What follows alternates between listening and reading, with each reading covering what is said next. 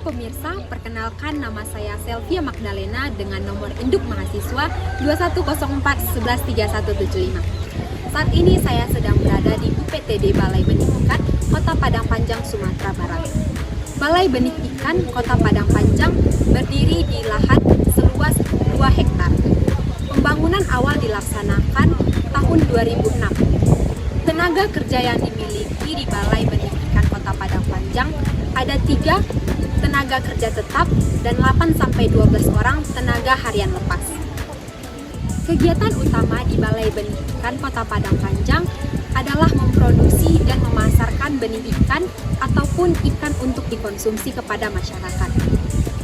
Selama 1 bulan ke depan, saya akan melakukan kerja praktik di Balai Benih Ikan Kota Padang Panjang. Untuk itu, mari kita simak video selengkapnya. Kegiatan awal kami di tempat kerja praktik adalah penyambutan serta perkenalan dengan staf BBI Kota Padang Panjang dan anak magang lainnya. Ini adalah proses persiapan kolam pemijahan. Di sini kami membersihkan kolam pemijahan dan waring atau hapa sebagai tempat induk ikan mas yang akan memijah. Nah, selanjutnya itu meletakkan waring yang telah dibersihkan ke dalam kolam pemijahan. Kolam pemijahan diisi air, lalu dimasukkan eceng gondok. Guna eceng gondok di dalam kolam pemijahan adalah untuk tempat meletakkan telur ikan mas yang telah melakukan pemijahan secara alami. Ini adalah proses pemilihan induk ikan mas. Induk yang dipilih adalah indukan yang telah matang gondok. Setelah itu kita lakukan penimbangan agar kita dapat mengetahui berapa persentase telur yang dapat dihasilkan. Setelah indukan ikan mas ditimbang, indukan ikan mas dimasukkan ke dalam kolam pemijahan untuk melakukan proses pemijahan secara alami. Setelah semuanya siap, kita menunggu sampai 1 kali 24 jam untuk ikan melakukan pemijahan secara alami. Keesokan harinya dapat kita lihat bahwa indukan ikan mas telah menghasilkan telur dan meletakkan telurnya pada akar eceng gondok. Setelah 2 hari atau 48 jam, telur ikan telah menetas dan menjadi larva ikan mas. Tahap selanjutnya adalah pemindahan larva ke dalam kolam pendederan. Tapi sebelum itu, kita lakukan pengeringan dan pembersihan serta melakukan penaburan kapur pada kolam pendederan. Nah, selanjutnya kita lakukan pengisian air kolam dan di bawah saluran air masuk kita letakkan pupuk kandang. Gunanya kita meletakkan pupuk kandang adalah untuk menimbulkan plankton sebagai pakan alami dari larva ikan mas.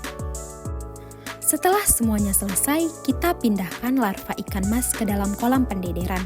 Cara melepaskan larva itu, biarkan larva keluar sendiri dari ember, gunanya agar larva bisa menyesuaikan dengan lingkungannya. Di sini, kami juga diajarkan bagaimana cara mengukur suhu, pH, dan DO pada kolam menggunakan alat aquameter. Cara menggunakannya juga sangat mudah karena cukup mencelupkan alat tersebut dan kita lihat pada speedometernya, berapa suhu, berapa pH, dan berapa DO-nya. Nah, ini adalah proses panen ikan mas di kolam 41. Sebelum melakukan panen, saluran air dibuka agar air kolam surut. Pada saluran air keluar, diletakkan jaring agar jika ikan keluar dari saluran air, tidak ikut terbuang. Setelah surut, kami melakukan panen ikan mas menggunakan serok dan meletakkannya pada jerigen. Di sini kami juga diajarkan bagaimana proses sortasi benih ikan. Di sini kami sedang melakukan sortasi benih ikan menggunakan alat yang telah dibuat sesuai dengan ukuran benih ikan untuk memudahkan dalam penyortiran benih ikan. Di sini kami juga ikut dalam packing ikan. Plastik packing diisi air sebanyak 1/3, lalu dimasukkan ikan ke dalam plastik packing.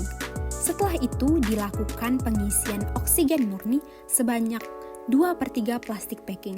Setelah itu, plastik packing diikat menggunakan karet. Lalu ikan yang telah di-packing dijemput oleh pembeli. Berikut dokumentasi dari pembeli ikan mas dan benih ikan mas. Tidak terasa sudah sebulan saya melakukan kerja praktik di UPTD Balai Benih Ikan Kota Padang Panjang.